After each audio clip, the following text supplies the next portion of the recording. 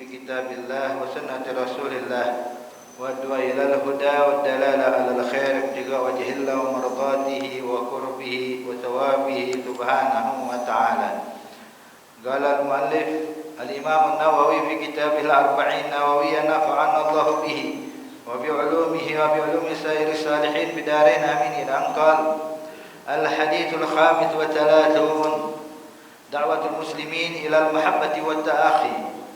عن أبي هريرة رضي الله تعالى عنه قال قال رسول الله صلى الله عليه وسلم لا تحاسدوا ولا تناجشوا ولا تباغضوا ولا تدابروا ولا بيع بعضكم على بيع بعض وكونوا عباد الله إخوانا.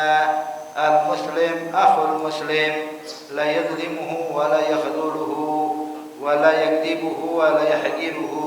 التقوى ها هنا ويشير إلى صدره 3 مرات بحسب امرئ من الشر أن يحقر أخاه المسلم. كل المسلم على المسلم حرام دمه وماله وعرضه.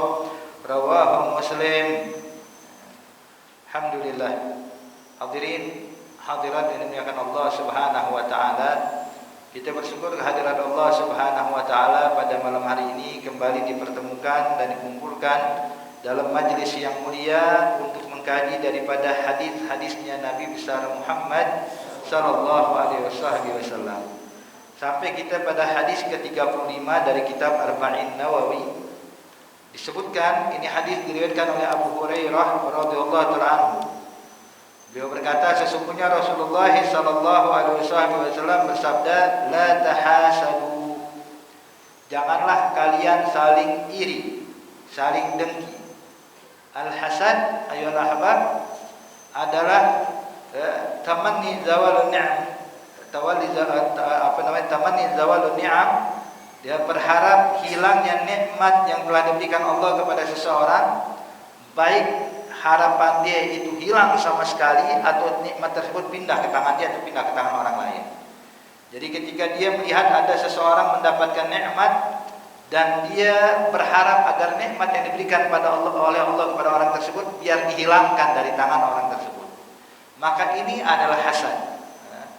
Dan orang yang hasad ayyuhal ahbab itu adalah merupakan dosa yang sangat besar. Sebab kenapa? Tanpa disadari orang tersebut merasa bahwa Allah Subhanahu wa taala telah melakukan kesalahan memberikan orang tersebut nikmat. Jadi dia bukan cuma sekedar iri kepada seseorang hadirin, tapi secara enggak langsung dia menyalahkan Allah. Dia seakan-akan menganggap Allah ini kau salah memberikan nikmat, mestinya jangan kasih dia ke orang lain. Kenapa diberikan untuknya? Jadi dia nggak sadar kalau dia telah menyalahkan Allah, padahal Allah berkehendak melakukan apapun yang diinginkannya. Allah berhak memberikan nikmat kepada siapapun yang diinginkan Allah Subhanahu wa taala, bukan sesuai yang kita inginkan. Makanya ya ahbab, ini penyakit hasad adalah penyakit yang sangat berbahaya. Sampai Nabi menyatakan innal hasad ya'kulul hasanat kama ta'kulun narul hatab. Kata Nabi Muhammad, ini iri dengki Bapak Ibu sekalian, sifat hasad ini itu menggerogoti pahala kebaikan yang telah kita kerjakan layaknya api menggerogoti kayu bakar. Arti kayu bakar kita tumpuk, kita nyalakan api hadirin, mungkin gak bertahan lama, gak berlalu 1 jam 2 jam, melainkan habis semuanya, hangus. Begitu juga pahala kita nih. Kita udah sholat, udah puasa, udah menunaikan zakat, udah melaksanakan ibadah haji ke Baitullahil Haram, kita udah bersedekah, kita udah membaca Al-Quran, kita lagi menumpuk kebaikan, sedang menumpuk hasanat, menumpuk pahala dari Allah Subhanahu wa taala. Tapi begitu masuk sifat hasad, habis semua pahala kita. Nauzubillah min dzalik. Makanya hadirin jangan diremehkan. Kalau seandainya memang betul Bapak Ibu sekalian, sifat iri itu memang sudah ada dari sejak kecil. Sifat iri itu bukan sesuatu yang baru tumbuh ketika seseorang dewasa lah, tapi dari saat masih kecil udah timbul di sifat iri. Udah timbul sifat iri. Makanya kalau kita lihat anak kecil, kalau saat ini 2 anak sedang bermain, mainan cuma 1 hadirin. dipegang oleh salah satu temannya, maka yang satu bakal nangis. Kenapa? Berharap dapat itu juga mainan yang dipegang oleh anak tersebut. Artinya sifat iri.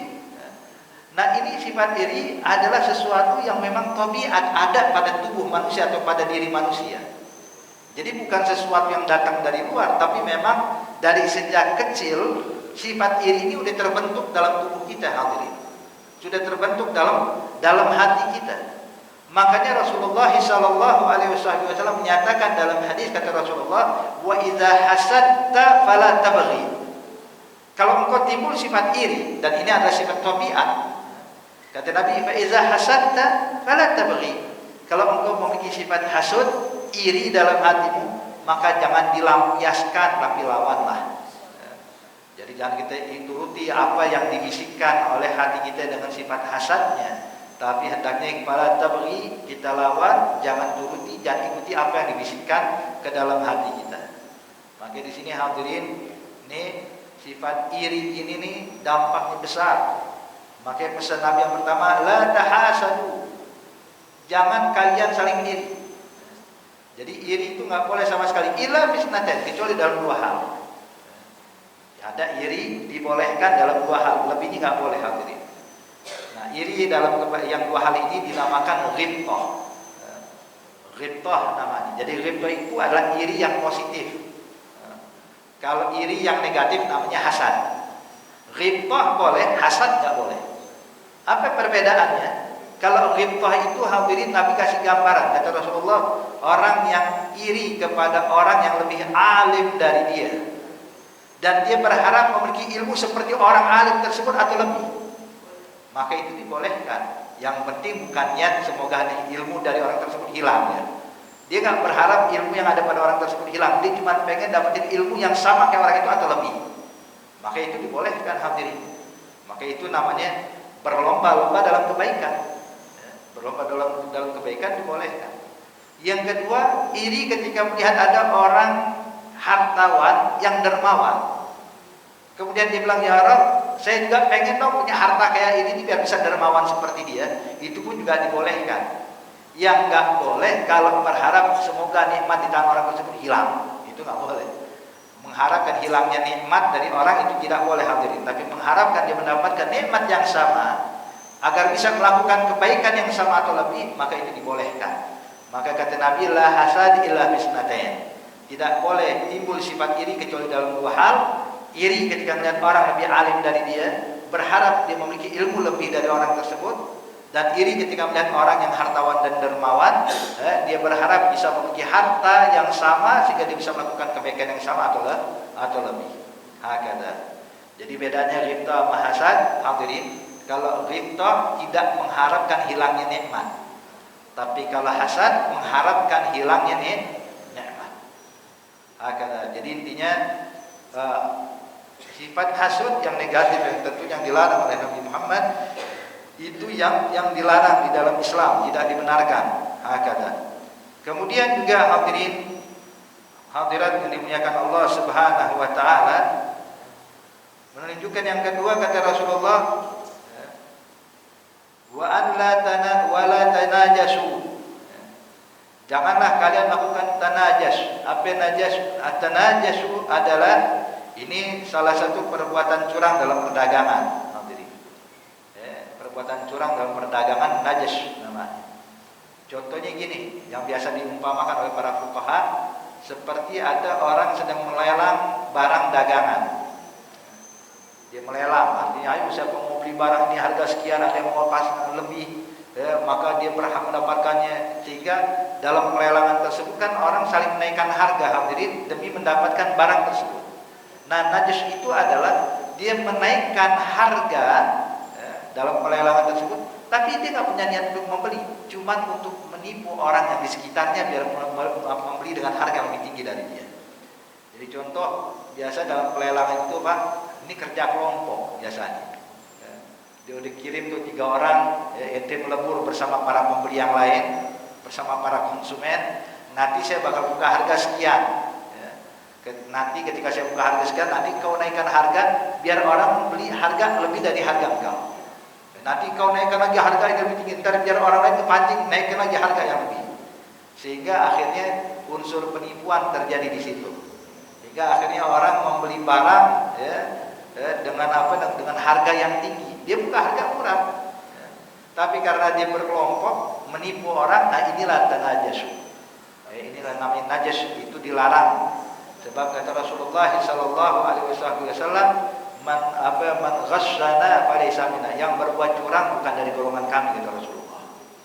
Jadi an-najas artinya adalah menaikkan harga barang dengan tujuan atau menawar harga barang dengan tujuan bukan untuk membelinya tapi untuk menipu orang lain. Hakada.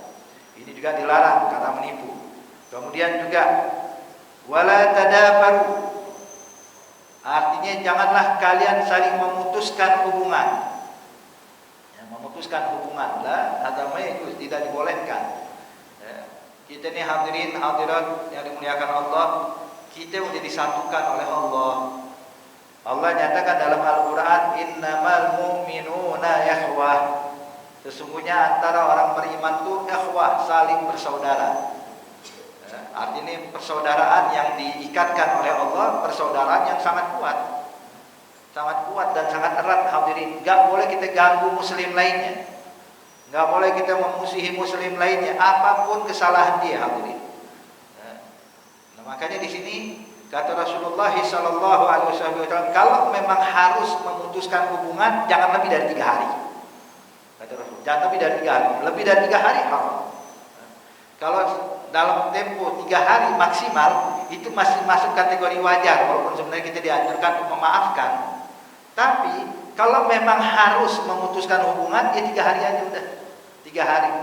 Mungkin karena kita iman masih lemah, mungkin kita masih kebawa emosi, mungkin kita masih ngikutin hawa nafsu kita, terpancing amarah kita. Kalau memang harus, kata Rasulullah 3 hari. Kalau memang harus. Tapi tetap dianjurkan untuk tidak ada saling memutuskan hubungan. Nah, makanya di sini hadirin hadirat yang dimuliakan Allah Subhanahu wa taala, ini orang yang memutuskan hubungan kepada sesama muslim, maka mereka adalah orang-orang yang tidak akan mendapatkan ampunan dosa dari Allah. Walaupun dia mau baca istighfar, walaupun dia mau berulang kali bilang taubat, tapi masih memusuhi seorang muslim, sampai kapan gak bakal diterima oleh Allah Subhanahu wa taala. Makanya jangan dianggap remeh memusuhi seorang muslim. Ini kadang-kadang permusuhannya akibat gara-gara masalah dunia, masalah harta, masalah kedudukan, masalah ini yang kayak begini hadirin, ya, cuman merugikan kita doang. Cuman merugikan rugi. Ibadah kagak diterima. Apalagi Nabi bilang dalam hadis kata Rasulullah sallallahu alaihi wasallam, "Salasatun la turfa'u salatuhum fawqa ru'usihim shibra. Rajulun amma qauman wa hum lahu karihun, wa imra'atun batat wa zawjaha 'alaiha sakhit, wa akhwani mutasarriman." Kata Nabi ada 3 kelompok Bapak Ibu sekalian, 3 golongan yang sholatnya gak bakal diterima oleh Allah walaupun cuma sejengkal dan sekepalanya. Artinya apa? Sholatnya ditolak oleh Allah. Kita nggak bicara tentang sah atau tidak sah ya. Sebab menurut pandangan syariat kalau sah atau tidak sah, yang sah itu tidak wajib qadha. Kalau dijalankan rukun syaratnya maka tidak wajib qadha, itu namanya sah. Kalau seandainya tidak sah berarti sholatnya berarti wajib diqadha. Nah, masalah yang diucapkan Rasulullah bukan perkara sah atau tidak sah. Bukan artinya wajib qadha atau tidak wajib qadha. Mungkin sholatnya sah, Pak. Tidak wajib qadha, dia jalankan rukunnya, dia jalankan syarat-syaratnya, tapi tetap ditolak, tidak mendapatkan pahala dari Allah. Siapa itu? Kata Nabi ada 3 golongan. Yang pertama kata Rasulullah, rajulun amma qauman wa hum lahu karihun. Yang pertama kata Nabi Muhammad adalah seseorang yang memimpin sholat, menjadi imam sholat, sedangkan makmumnya gak suka dijadi imam. Cuman bukan berarti gak suka gara-gara urusan pribadi ya. Dia ngutang nih kagak bayar-bayar terus mau jadi imam, bukan urusan itu hadirin. Maksudnya adalah ketika ini imam, dia ini di luar masjid suka melakukan maksiat. Mungkin kalau jalan di luar pakai celana pendek, orang merasa di sini orang nggak ada malunya jalan pakai celana pendek ke muka orang, giliran sholat menjadi imam. Nah, ini baru nggak boleh hadirin. Arti sebab-sebab itulah ketika makmum tidak suka dia menjadi imam karena urusan-urusan yang berkaitan dengan agama di luar sana, itulah yang menyebabkan orang tersebut sholat tidak diterima, bukan gara-gara urusan pribadi. Ini kesekol dikit di jalan, wah nggak suka dia jadi imam, nggak ada urusan itu, nggak ada urusannya hadirin. Jadi di sini rajulun amma qauman wa hum lahu karihun, kalau yang menjadi imam sholat, makmum ada yang nggak suka dia jadi imam. Kenapa? Karena dia melakukan hal yang tidak baik di luar sholat. Ini yang pertama. Yang kedua kata Rasulullah sallallahu alaihi wasallam, wa imra'atun batat wa zawjuha 'alaiha ta'khir. Yaitu seorang istri yang tidak mendapatkan ridha dari suaminya, ada masalah, kemudian sang istri enggak mendapatkan maaf dari suaminya, maka hal seperti ini juga salatnya sang istri enggak bakal diterima oleh Allah sampai mendapatkan ridha suami. Berarti kalau bapak jangan senang dulu, wah kalau gitu enak nih, berarti istri saya macam-macam, saya nggak ridho, sholat nggak diterima. Jangan juga hadirin. Kata Nabi itu sebaik-baik manusia itu yang paling baik sama keluarganya. Khairukum li ahli wa ana khairun li ahli.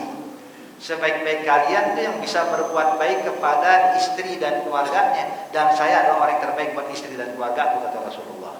Jadi Nabi ngajarin, ya, hendaknya kita sebagai suami bisa memaklumi apa yang dilakukan istri. Dan istri juga kalau melakukan kesalahan cepat-cepat minta maaf sama suami. Istri minta maaf, suami bisa maklumin, hadirin. Selesai. Baru rumah tangga baik. Tapi kalau istrinya keras kepala, suaminya keras kepala, repot nih. Sholat tidak diterima, ya, nggak bakal diterima oleh Allah Subhanahu wa taala. Kemudian yang ketiga, yang terakhir, wa akhawani mutasarriman, dua bersaudara yang saling bermusuhan. Kalimat dua bersaudara sini bukan harus bersaudara dari satu nasab, satu garis keturunan, enggak. Kita nih muslim dengan muslim, kita semua saling bersaudara, hadirin. Al muslim akhul muslim. Ketika kita menyimpan kebencian kepada tetangga kita, menyimpan kebencian kepada jamaah satu masjid dengan kita, menyimpan kebencian dengan orang satu kantor dan satu tempat kerja dengan kita, maka yang seperti ini hadirin, ketika dia menyimpan kebencian kepada satu orang muslim, sholat orang tersebut gak bakal diterima oleh Allah. Artinya ya, gara-gara masalah kecil timbul permusuhan, akhirnya sholat gak diterima. Sayang. Kita sholat siang malam, kita tahajud, kita baca, kita lakukan sholat duha, sholat witir, kita lakukan qobliyah ba'diyah. Namun kalau kita membenci seorang muslim, percuma di hadapan Allah. Ya, makanya jangan gara-gara masalah urusan pribadi pahala kita hilang, hadirin. La tabaghadu, la tadabaru, jangan saling memutuskan hubungan satu dengan yang lainnya. Hakada. Makanya yang paling enak tuh Bapak Ibu sekalian, kalau ada orang buat salah sama kita, wajar. Karena manusia bukan malaikat dia. Kalau dia malaikat gak mungkin buat salah sama kita, Pak. Kalau dia orang soleh gak bakal buat salah sama kita. Tapi karena dia orang awam, seperti kita juga orang awam, ketika orang bisa berbuat salah kepada kita, kita pun juga mungkin bisa melakukan kesalahan kepada dia atau kepada orang lain. Maka yang paling enak itu adalah kalau dia mau bisa memaklumi kesalahan orang yang ada di sekitarnya. Wajar deh, namanya orang awam, selesai. Kita nggak nuntut hak. Jadi ini yang kadang-kadang Pak, timbul permusuhan satu dengan yang lain, sebab setiap orang meminta haknya. Kita jangan minta hak, jangan nuntut hak, walaupun kita berhak untuk mendapatkannya. Orang kok saya lewat nggak ada senyum-senyumnya, kok lewat nggak kasih salam, kok lewat mukanya melengos dari saya. Arti kan kita minta dihormatin, arti kita minta hak. Kok dia nggak hormatin saya sih? Arti kita menuntut hak. Hadirin, kalau kita selalu menuntut hak kayak begini, maka ambil kabar, kita bakal susah hidup dalam dunia. Kenapa? Bakal banyak orang yang bakal melakukan hal tersebut kepada kita. Tapi jangan menuntut hak, tapi berikan hak orang lain.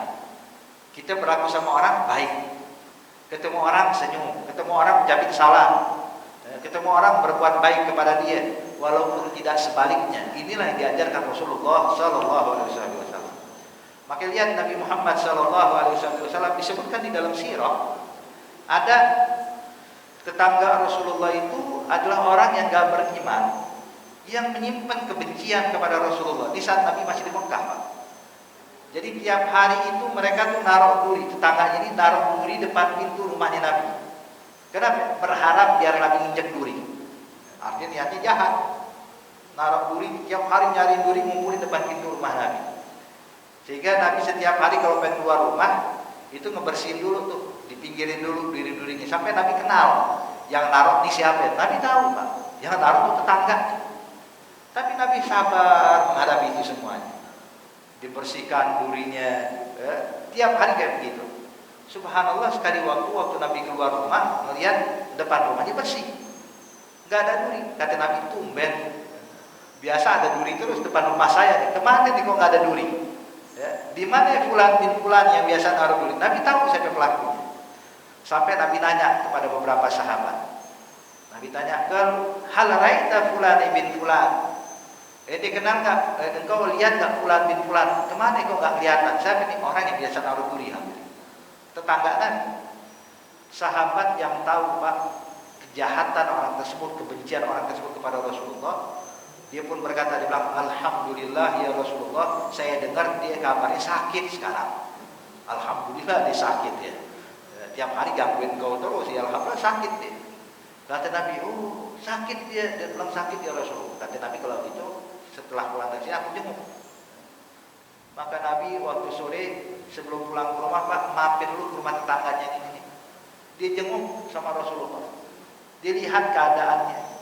Sampai nih yang jahat tadi dalam keadaan sakit, tahu Nabi Muhammad jenguk, dia bingung dia.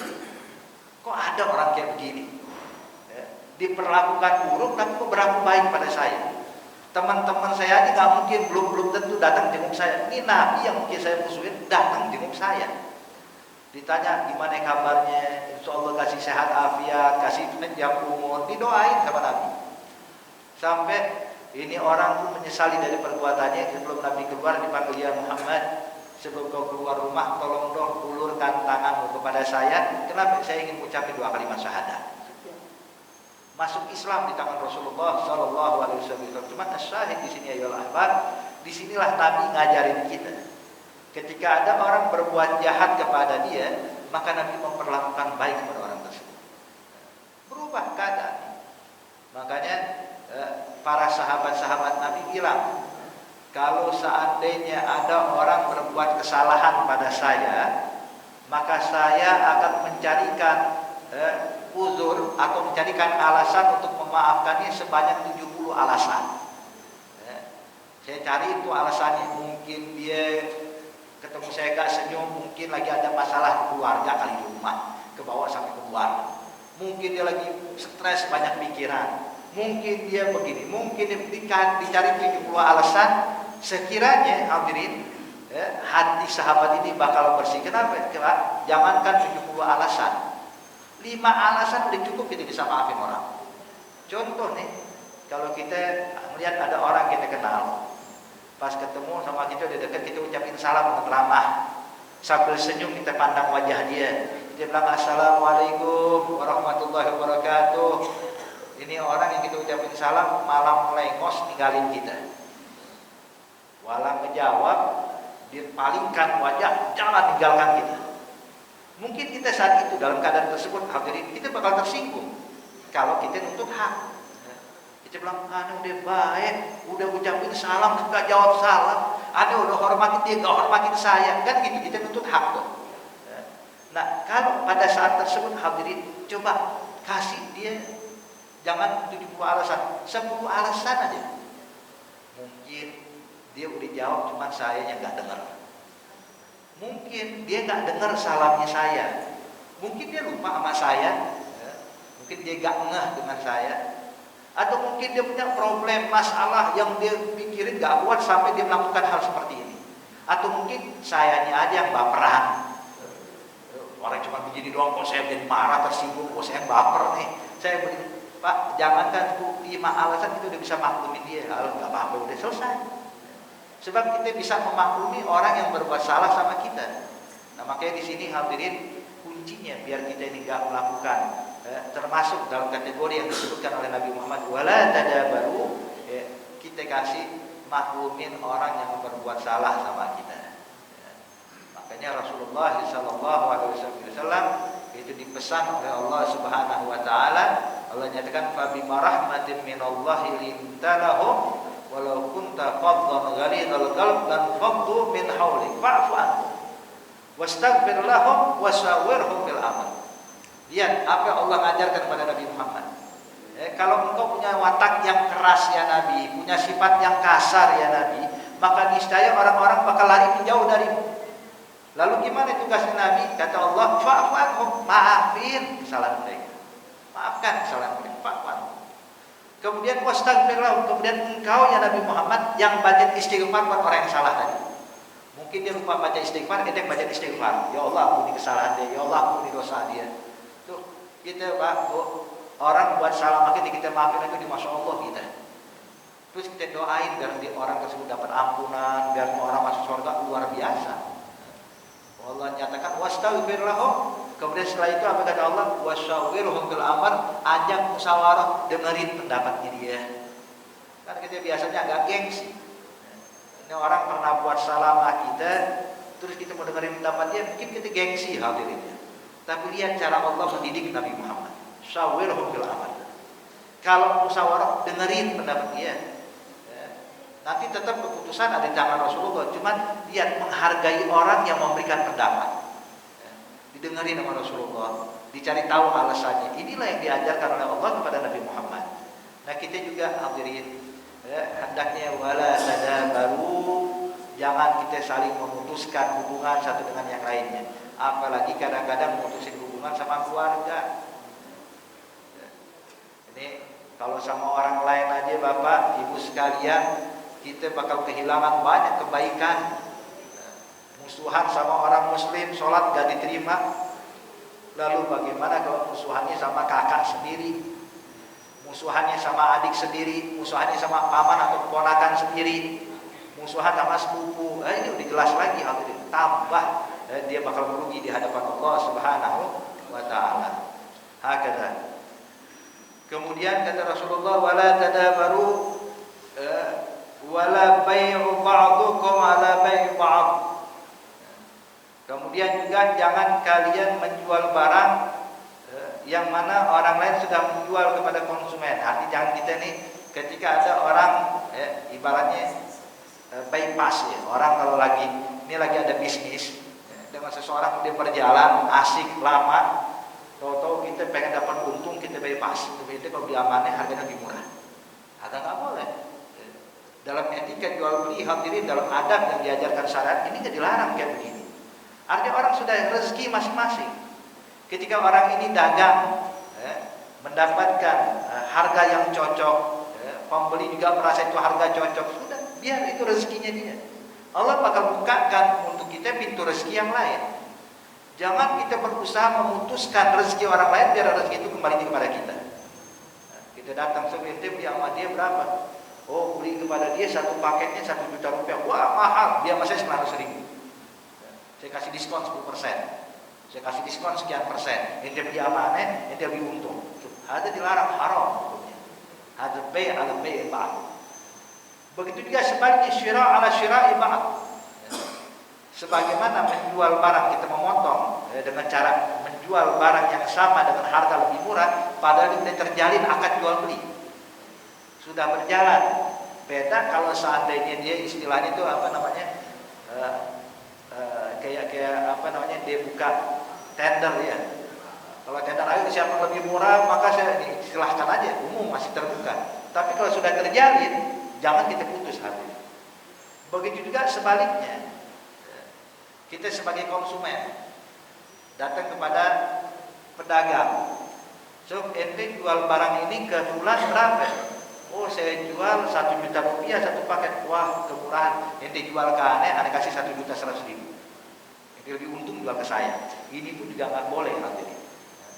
Ini juga hukumnya haram. Bay' ala bay' ba'd, syira' ala syira'i ba'd. Bahkan al-musawamah ala musawamah ba'd, bahkan nawar pun juga nggak boleh hadirin. Ini orang lagi nawar nih, Berapa ini? 1 juta. Waduh, nggak bisa 900, 1 juta aja 900 lagi tawar-nawar nih. Tahu-tahu kita bilang, udah deh, kalau jual kanan kita beli 1 juta. Ini belum jadi akad jual beli, tapi sudah mendekati hadirin. Tahu-tahu kita potong, biar kita ngambil alih. Ini juga dilarang dalam Islam. Semuanya tidak dibolehkan. Biar orang jalan itu. Rezeki masing-masing sudah diatur sama Allah Subhanahu wa taala. Sebab kalau kita melakukan hal tersebut akan mengganggu, ya, akan timbul kebencian, permusuhan antara satu dengan yang lain. Wa kunu ibadallahi ikhwana. Jadilah kalian hamba-hamba Allah yang saling bersaudara. Pernah kita sampaikan juga kepada antum sekalian hadirin bahwasanya persaudaraan dalam sisi agama ini itu lebih erat dibandingkan persaudaraan dalam segi garis keturunan.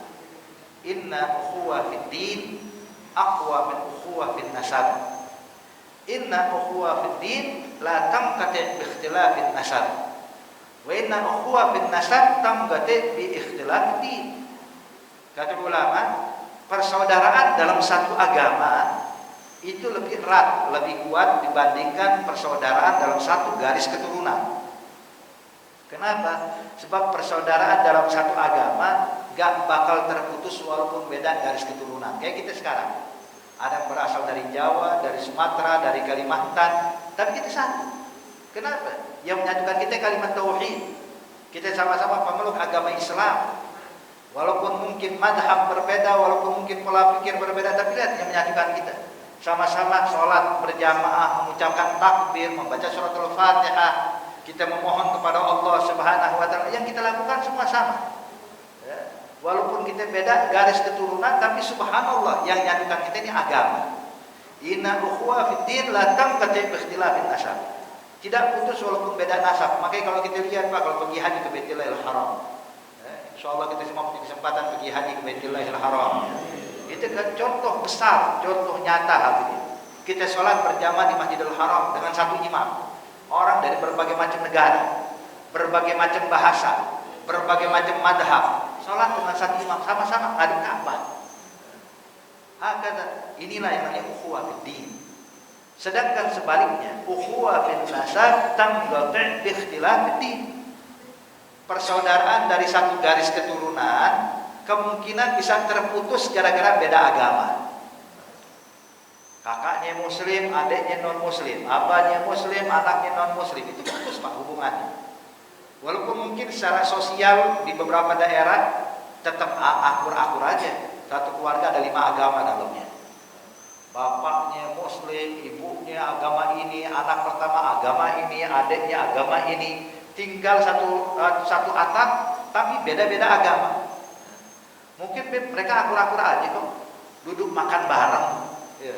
Makan bareng satu meja, ngobrol, ya. Bertukar pikiran, aman-aman aja, nggak putus tuh hubungannya. Yang nggak putus itu mungkin hubungan secara sosial, tapi secara agama putus. Buktinya apa hadirin? Kalau abahnya itu non muslim, anak perempuannya beragama Islam muslimah, mu'alaf, abahnya non muslim, anak perempuannya muslimah. Itu kalau nikah siapa yang jadi wali nikah? Apakah bapak kandungnya? Bukan. Karena beda agama. Walaupun anak dekat sama bapaknya non muslim, ya, sering curhat kepada bapaknya non muslim, tapi tetap dalam sisi agama yang menjadi wali nikah bukan bapaknya. Kenapa? Beda agama. Yang jadi wali nikah adalah keluarga yang lain. Ada nggak yang beragama Islam? Putus tuh. Padahal ini ayah kandungnya. Contoh lain hadirin, kalau ayahnya meninggal, apakah anaknya dapat warisan yang beda agama? Enggak. Putus. Jadi intinya kalau hubungan sosial mungkin kekeluargaan mungkin akur-akur aja, tapi secara Islam, secara hukum agama putus hubungannya. Maka ini yang dinyatakan inna ukhuwah bin nasab tamqati bi ikhtilafid din. Terputus gara-gara beda agama. Hakada. Jadi makanya kita ini sebagai sesama penganut agama Islam benar-benar jaga persaudaraan. Jangan sampai kita mau dipecah belah hadirin. Allah Subhanahu wa taala dinyatakan tuh kepada Nabi Muhammad di dalam Al-Qur'anul Karim. Allah nyatakan bahwasanya dahulu kalian saling bermusuhan, kemudian dengan rahmat Allah kalian saling bersaudara. Artinya persaudaraan kita ini hadirin, ini bentuk rahmat Allah, bentuk kasih sayang Allah. Maka jangan sampai mau diputus dengan alasan apapun. Kadang putus gara-gara urusan politik, gara-gara urusan harta, urusan ini dan itu, bisnis, putus hubungan. Ada nggak dibenarkan dalam Islam? Sebagaimana hadirin, Nabi pernah bersabda, kata Rasulullah, inna syaitan aisun ayyu'bad bi jaziratil Arab, law kan labud illa tahrij bainahum, kama qala Rasulullah. Jadi syaitan itu di jaziratul Arab udah putus asa bisa disembah sama orang muslim. Jadi ketika orang udah menganut agama Islam, gak mungkin nyembah syaitan, gak mungkin dia nyembah syaitan lagi. Kalau dulu mungkin ya, orang-orang Arab itu nyembah patung berhala, nyembah ini dan itu, percaya dengan syaitan ini dan itu. Tapi begitu masuk iman dalam hati mereka, itu gak ada lagi yang mau nyembah syaitan. Dia tahu syaitan adalah musuh yang menjebak kita, yang menyesatkan kita. Orang Islam tahu itu semuanya. Syaitan adalah musuh yang menyesatkan kita. Baik. Lalu apa yang dilakukan syaitan untuk menghancurkan kita? Nabi kan bilang syaitan bakal berusaha menghancurkan umat Islam dengan menyebarkan prostitusi, enggak, atau menyebarkan perjudian, mau online mau offline, kagak. Itu tidak menghancurkan Islam. Walaupun buruk bagi Islam, tapi itu bukan nilai utama yang disasar oleh syaitan. Lalu apa yang dilakukan syaitan? Kata Nabi, in kana labud fa bitahrish bainahum, yaitu dengan mengadu domba antara muslim dengan muslim lainnya. Jadi mengadu domba ini adalah rencana yang dirancang oleh syaitan. Gimana caranya umat Islam dengan muslim lain musuhan? Gimana muslim dengan muslim berperang? Gimana muslim dengan muslim saling bermusuhan? Ini adalah rancangan yang sudah dibuat syaitan dari zaman Rasulullah. Sehingga kita lihat hadirin, perpecahan yang terjadi antar umat Islam, apapun alasannya hadirin, itu masuk dalam propagandanya syaitan. Walaupun kadang-kadang kita melihat suatu kebaikan, tapi kita bela kebenaran, kita bela kebaikan lah. Kalau dia memusuhi umat Islam, yang dimusuhi orang Islam, itu masuk dalam propagandanya syaitan. Ya. Cuma kita nggak sadar, sebab syaitan ini halus mainnya hadirin. Kadang orang nggak sadar, terjebak, nganggap suatu kebaikan. Maka kita lihat sekarang yang terjadi di luar sana, perpecahan antar umat Islam, peperangan yang terjadi muslim dengan muslim, kelompok ini dengan kelompok itu. Kalau kita lihat, ya Allah, ya, yang menembak baca Allahu Akbar, yang ditembak baca Allahu Akbar. Kita bingung mana yang benar nih. Arti inilah upaya syaitan memecah belah umat Islam. Makanya kita hadirin, kalau ada ajakan-ajakan memusuhi siapapun itu, memusuhi satu orang Islam, maka ambil kabar, ini datangnya dari bisikan syaitan.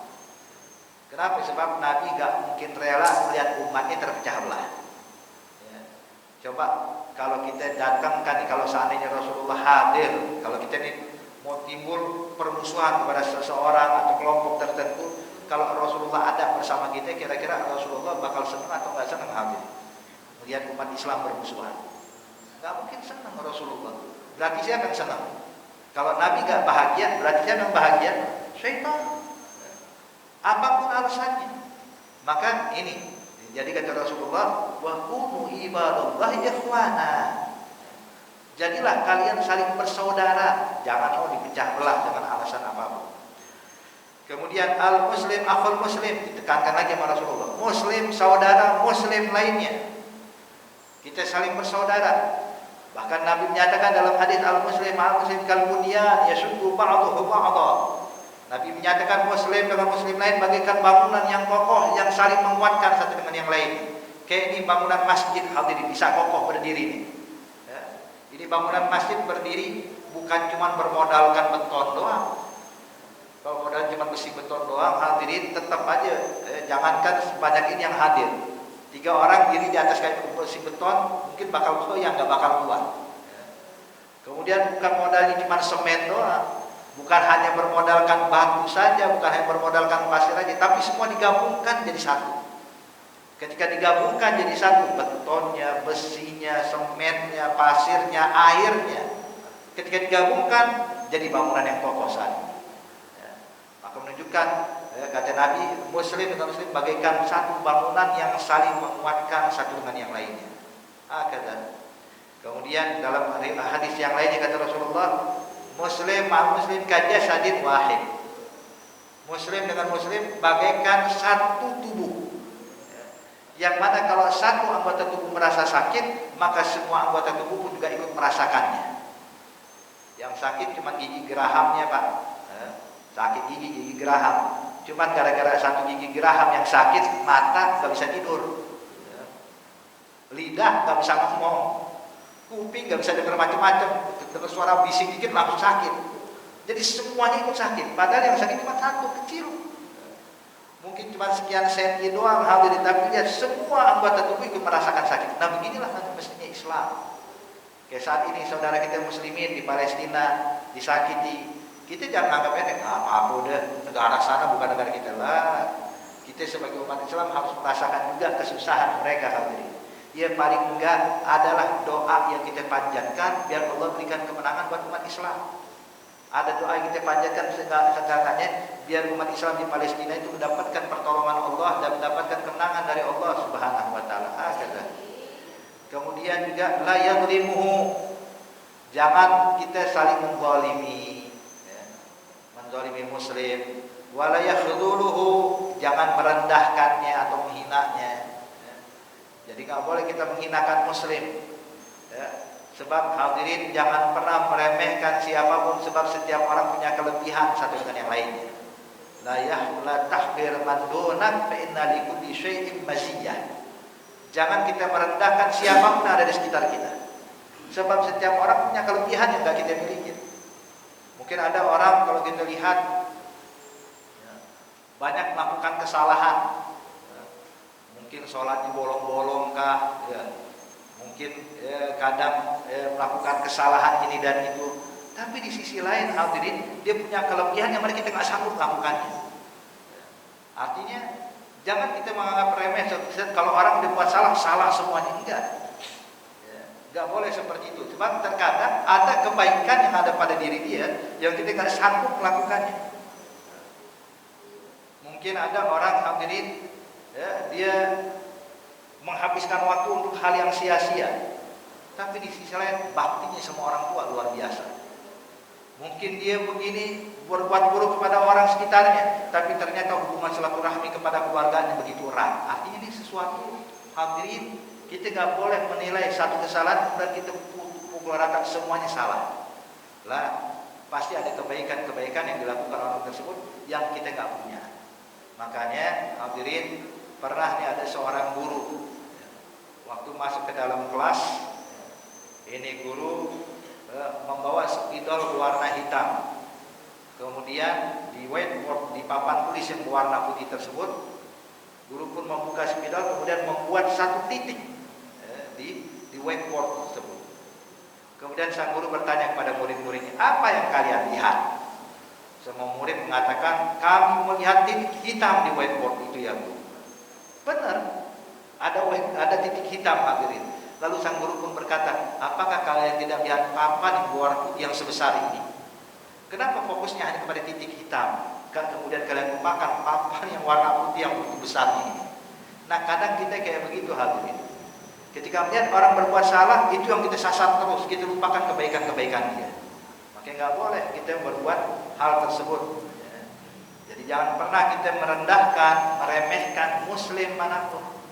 Kalau dia buat salah, tugas kita nasihatin atas kesalahan yang diperbuat oleh dia. Tapi merendahkannya enggak, meremehkannya tidak boleh hadirin. Sebab terkadang Pak, ini juga tipu daya syaitan pada kita. Kita dibikin senang ibadah, cuma kita merendahkan ahli maksiat. Ini tanpa disadari timbul sifat ujub dalam hati kita.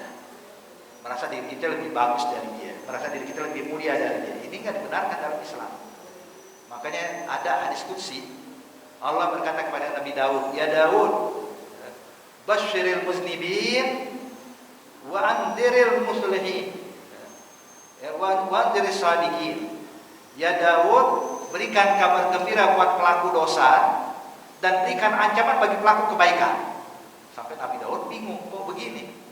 Yang ada kan ancaman buat pelaku dosa, kabar gembira buat pelaku kebaikan. Tapi Allah nyatakan dalam hadis kursi itu sebaliknya, hadirin.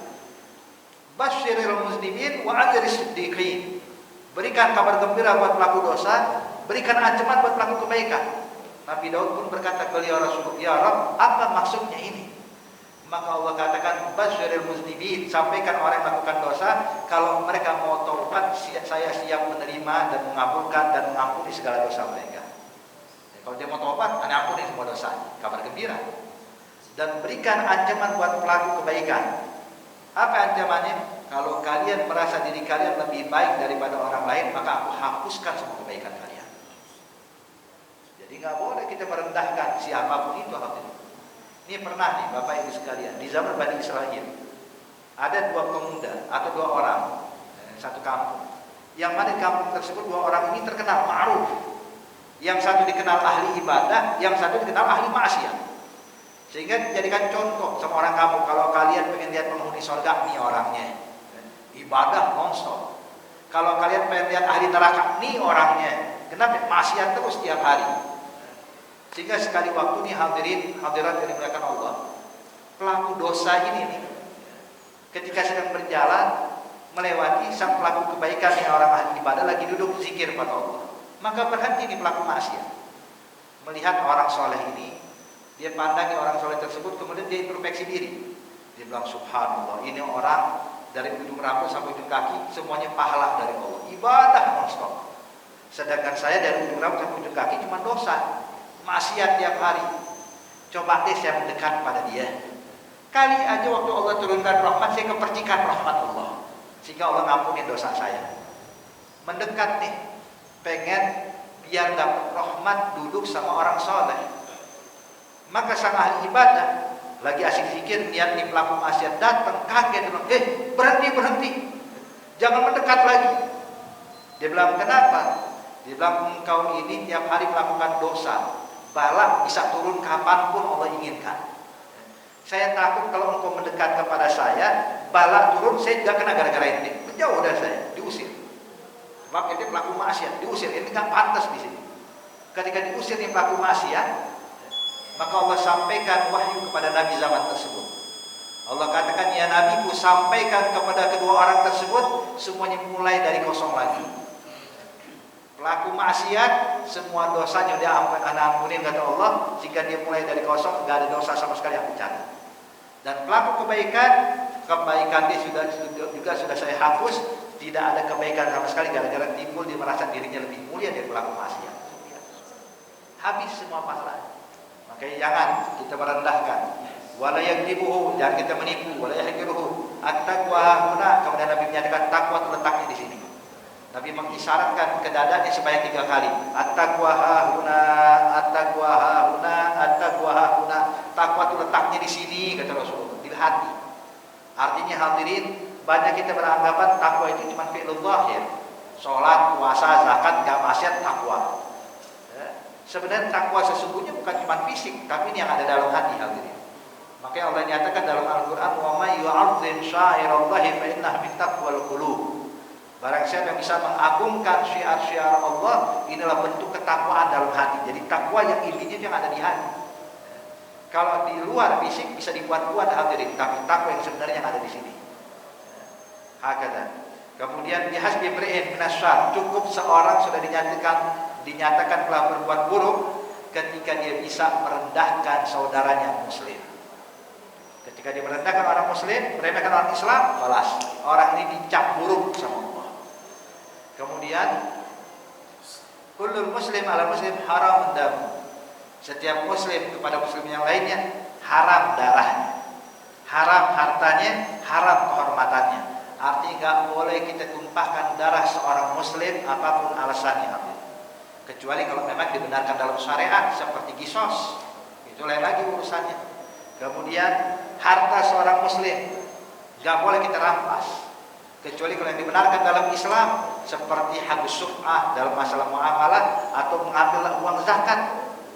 Kalau misalnya ada satu orang punya harta tapi nggak mengeluarkan zakat, hakim berhak merampas uang dia sesuai kadar zakat. Jadi boleh. Yang ketiga adalah kehormatan muslim lainnya. Jangan jatuhkan, jangan kita campakkan, jangan kita gosipkan, jangan kita remehkan, jangan kita hina muslim manapun hadirin. Insyaallah satu hadis yang kita sampaikan ini cukup buat pelajaran buat kita hadirin. Karena waktu masuk waktu Isya, insyaallah yang kita sampaikan bisa bermanfaat dan nanti akan kita sambung lagi di pelajaran berikutnya hadis ke-36 di lain kesempatan. Amin ya rabbal alamin.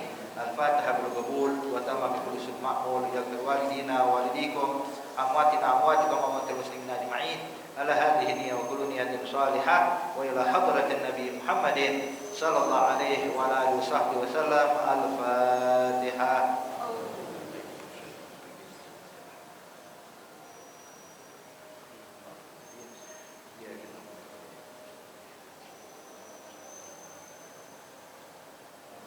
ربنا تقبل منا إنك أنت السميع العليم وتب علينا إنك أنت التواب الرحيم دعواهم فيها سبحانك اللهم وتحيتهم فيها سلام وآخر دعواهم الحمد لله رب العالمين والسلام عليكم ورحمة الله وبركاته.